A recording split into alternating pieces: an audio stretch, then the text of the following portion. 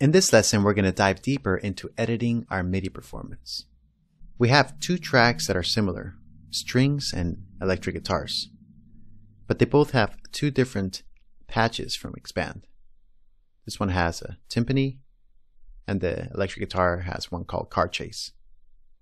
But the melody is the same. Let's play this back.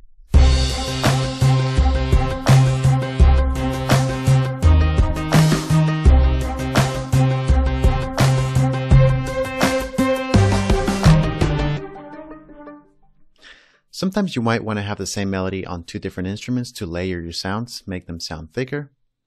And so one of the ways that you can do that is by duplicating the track. So let's take this electric guitar track, right click, and choose duplicate. And this gives you the information of what data to duplicate. Active playlist refers to the playlist that you actually see on the timeline. Alternate playlists might be hidden playlists that are in the background. Automation are any volume changes or automation changes. Inserts refers to which plugin you're using. In this case, we're using Expand. Sends, if any sends are applied, we'll get that into the mixer section, and then group assignments.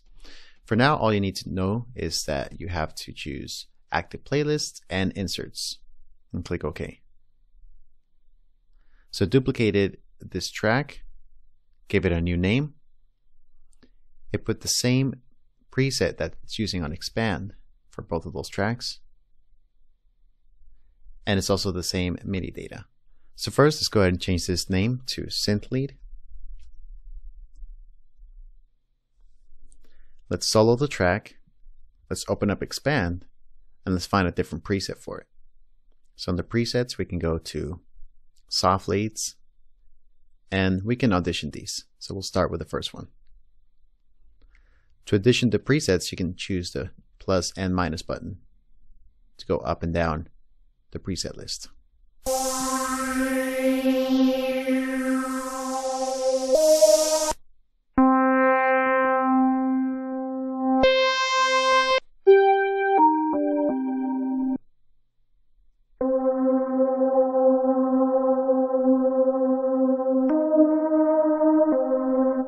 So let's choose this one, which is called Air Phase 1, and then we'll close the plugin, and let's play that back with our song.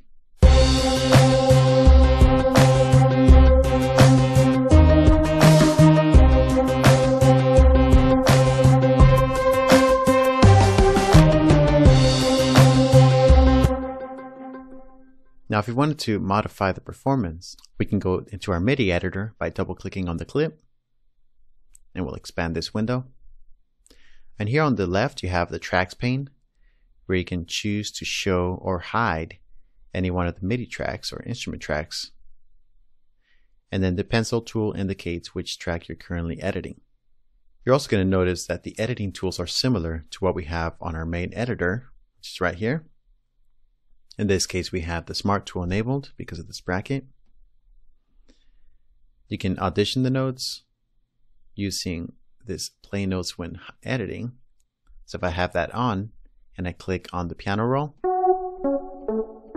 or on the notes, you're going to hear the note. Or you can turn this off so that if you're making edits, moving notes around, you're not always hearing the notes that are being played. Likewise, you have the edit modes, shuffle, spot, slip, and grid, just as we do on our main editor. And then here we have the grid value. So this is good because we can adjust the grid value different from what's going on the main window. So for here, for example, I have the grid value set to whole notes, but in my MIDI editor, I can change the grid value to be something smaller like 8th notes or 16th notes. Expand this window again. And lastly, over here, you can choose how you want this scrolling to perform. So if you want it to be page or after playback or continuous, let's choose page and zoom in really small.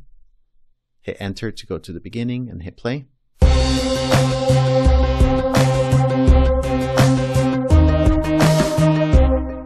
Another thing that you'll see here is the MIDI zoom out. So if I click and drag that, I can choose to shrink it so I can see more notes and larger octaves. Or if I go the opposite direction, then it makes the notes larger. So let's zoom out again using the letter R. Hit return to go to the beginning. And now we can start editing our information. So with the edit tools, with the zoom tool, it performs the same way as it does with audio, where if I hover my mouse over the note, it's going to give me one tool. If I go to the end, it's going to give me a different tool. But you also have some modifiers. So for example, I can hover my mouse over this note, but hold Alt or Option on my computer keyboard, and it's going to give me a plus sign, which means it's going to allow me to duplicate this note. So I can make a duplicate of that and move it around anywhere. I can make another duplicate of that as well. Move this around freely. Let me undo that.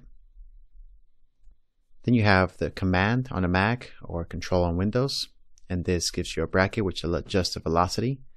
The velocity is how hard you strike the note, and you can also see the velocity information down here. So let me expand that a little bigger. So hovering the mouse over the note and choosing Command or Control on a PC, I can click and drag the velocity down of that note or of multiple notes.